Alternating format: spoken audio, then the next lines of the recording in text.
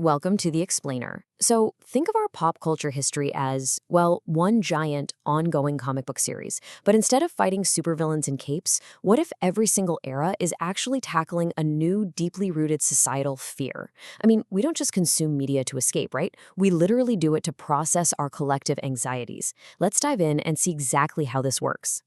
There's this brilliantly throwaway moment in the sitcom The Big Bang Theory where the character Howard casually asks, what will be the next big pop culture obsession after zombies? And, it seems like just a simple, kind of geeky question, but to figure out what comes next, what we're all going to be obsessing over tomorrow, we actually have to understand how our very real, very human fears drive these massive cultural trends. Pop culture doesn't just invent obsessions out of thin air, it translates the ones that are already keeping us awake at night. Okay, so here is our roadmap for today's investigation.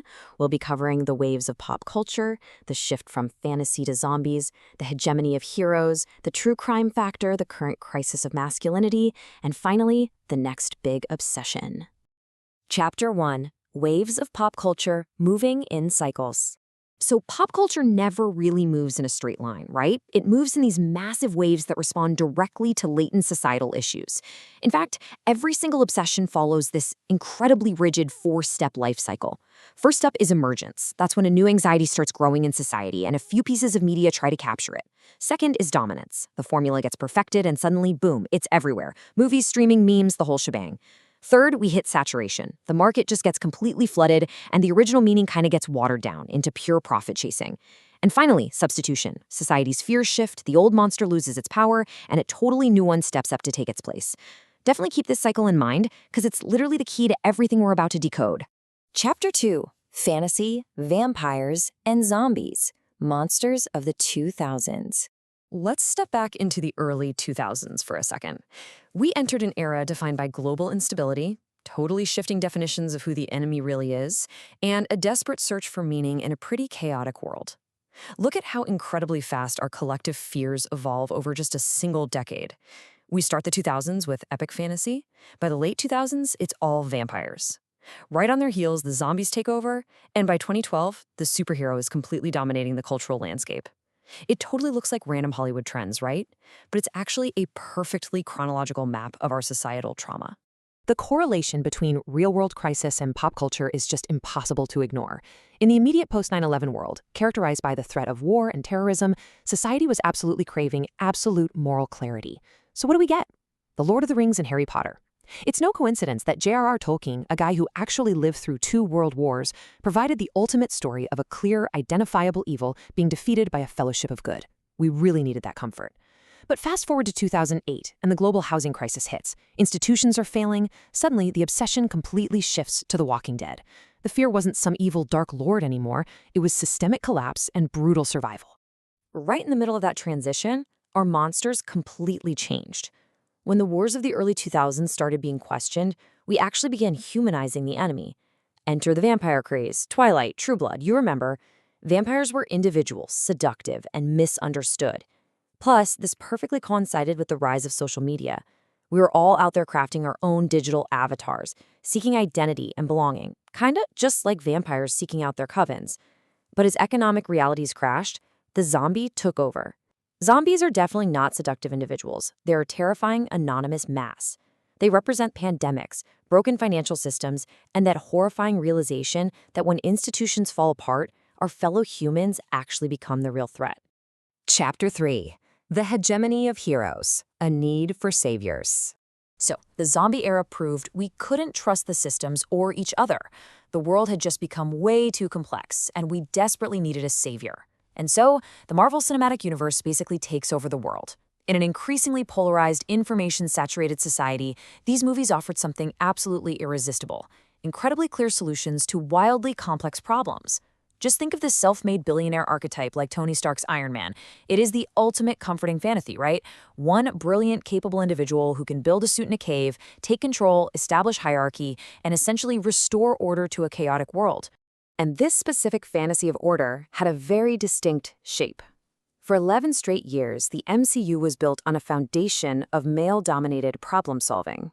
When Captain Marvel finally arrived as the first female protagonist over a decade later, it triggered a massive reactionary pushback from certain segments of the fan base.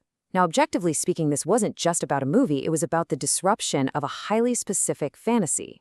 For a decade, audiences had consumed an imaginary world where very specific types of figures held the power and maintained stability. When diversity disrupted that exact model of control, the resulting friction was inevitable, simply because the fantasy of stability itself felt threatened. Chapter 4: The True Crime Factor: Investigating the Dark. But all waves eventually crash. When the superhero fantasy reached absolute saturation and began to lose its pacifying power, society didn't just invent a new monster. We pivoted dramatically to something brutally, uncomfortably real. We traded superheroes for true crime. For years, pop culture gave us filters, distant galaxies, magical rings, people flying around in capes. It was a symbolic resolution where we just sat back and watched a godlike figure fix things. We had absolutely no agency. True crime strips all of that away. There is no symbolic relief. The monster isn't an alien. The monster is literally the guy next door. But crucially, true crime gives the audience their agency back through the active investigation. So the really crucial point here is that true crime offers us a completely different type of comfort. It gives us the illusion of control through knowledge. By obsessively listening to podcasts, watching 10-part documentaries, and analyzing all those forensic details, we actually become participants. The subconscious thought process is basically, if I can understand the psychology of the killer, if I can map the pattern, I can stay safe. We replace the superhero saving us with our own obsessive data gathering. Chapter 5: The Crisis of Masculinity: Fracturing Heroes. Bringing us right up to the present day, we've kind of realized the systems are broken, the superheroes can't save us, and investigating the darkness doesn't actually make us any safer. The very archetype of the hero is completely fracturing. So, what comes after the heroes? When the desire for control finally gives way to the terrifying reality that we have absolutely no control left, what kind of stories do we tell? Well, we tell stories about falling apart. Just look at the critical and commercial obsessions of the last few years.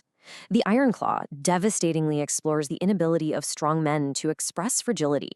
Films like Joker or Beau is Afraid are these pure, unfiltered portraits of emotional collapse. Barbie literally deconstructed and poked fun at the fragile reality of the patriarchal, macho world. And on TV, Ted Lasso completely subverted and questioned traditional manhood, replacing domination with empathy. Pop culture right now is absolutely obsessing over vulnerability and the total deconstruction of the traditional savior.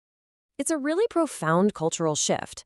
The old, unspoken promise was that capability and hard work, those traditional hallmarks of the masculine hero, would save the day and liberate us. But that promise has failed. The modern protagonist on our screens isn't saving the world from an asteroid. He is facing crippling burnout, deep alienation, and total emotional collapse. It is a deep poetic irony that the very same demographic of heroes who used to represent absolute, unshakable control in comic books are now our primary symbols for complete systemic exhaustion. Chapter 6: The Next Big Obsession: Filling the Void. So, where does this leave us? If human capability is in crisis, if the hero is burned out, and the systems are completely broken, what steps in to fill that void? Well, on one side, we have the failing human hero. Exhausted, emotionally vulnerable, totally losing control. On the other side, we have the rise of artificial intelligence, promising boundless capacity, efficiency, and perfection. Our collective fear of human failure has grown so immense, and our burnout is so severe, that on a subconscious level, we are increasingly ready to just let the machine take the wheel. The next big wave isn't just about robots taking over, it's a profound identity crisis. If our work, our capability, and our traditional heroes no longer save us, our greatest cultural anxiety shifts toward our own irrelevance. We are obsessing over what it actually means to be human when we're forced to compete with perfect artificial systems that claim to do everything better than we ever could. As the cultural critic P.H. Sandoz perfectly summarizes, every obsession reveals the historical moment that produces it. From seeking comfort in rings of power after 9/11, to finding agency in true crime podcasts, to grappling with AI as our heroes burn out, we're never just watching movies. We are always, constantly, watching our own anxieties reflected back at us on a giant screen. So I want to leave you with this thought. The next time a new genre completely takes over the box office, or a new type of show dominates your streaming feed, don't just ask what the story is about. Ask yourself, what deep, unspoken anxiety is begging for a new story right now? Thank you so much for joining me on this explainer. Keep asking those big questions, and I'll see you next time.